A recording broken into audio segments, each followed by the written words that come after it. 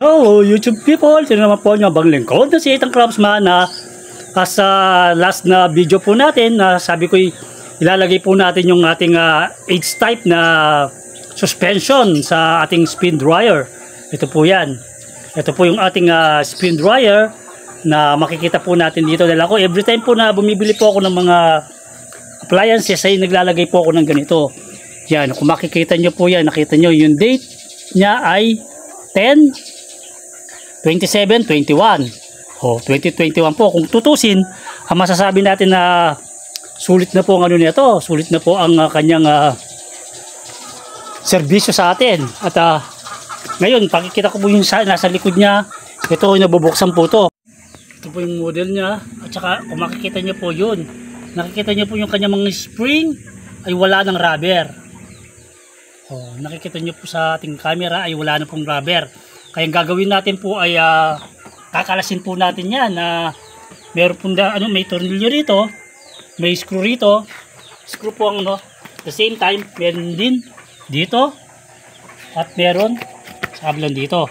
Yung dalawang to medyo okay pa po yan kasi na tinry ko na po na na luwagan. Pero ang nangyari po ay yung mga nandito talagang talagang lost thread na. So kakailanganin po natin na i-grind po yung yung mga screw niyan. Ito gagamitan po natin yan. Kaya wait lang na kakalasin natin yan. Ayan, sa pag-grind po natin, yan po ang kinrind po natin yung tornilyo para lang ikot natin at mailabas natin yan, talagang mahigpit po pero successful naman po yan, nagagalaw na natin tornilyo. So yung dalawa na lang dun sa harap ang tatanggalin. Ayan, natanggal na natin tornilyo yung dalawa screw. Then yung sa gitna, yun makita nyo, gagamit tayo ng 8mm para makalas yun. Gagamit tayo ng 8mm. Ayan, nakalas na po natin. Ganyan na po yung itsura nasa loob. Kailangan tatanggalin po natin itong mga tornilyong to dahil papalitan natin yun. Ilalabas natin yung makina niyan. Kung makikita nyo yan, pakikita ko sa inyo kung ano yung naging itsura nung tingnan mo kung gano'n siya kalikot, kalambot.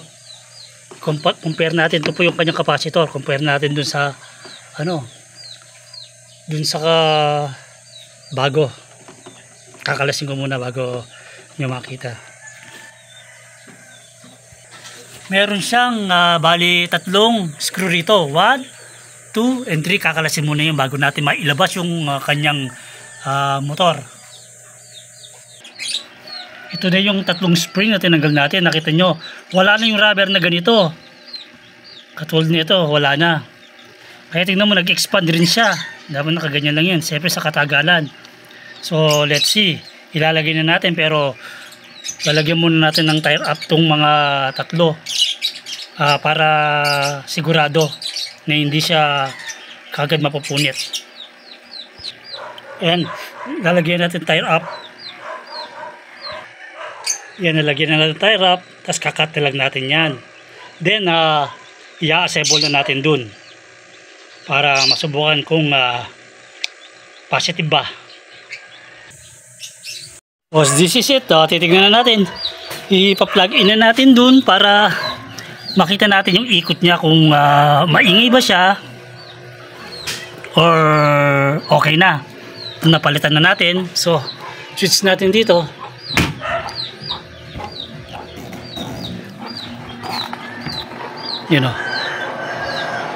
Narinig nyo yung sounds, yung ikot niya, yan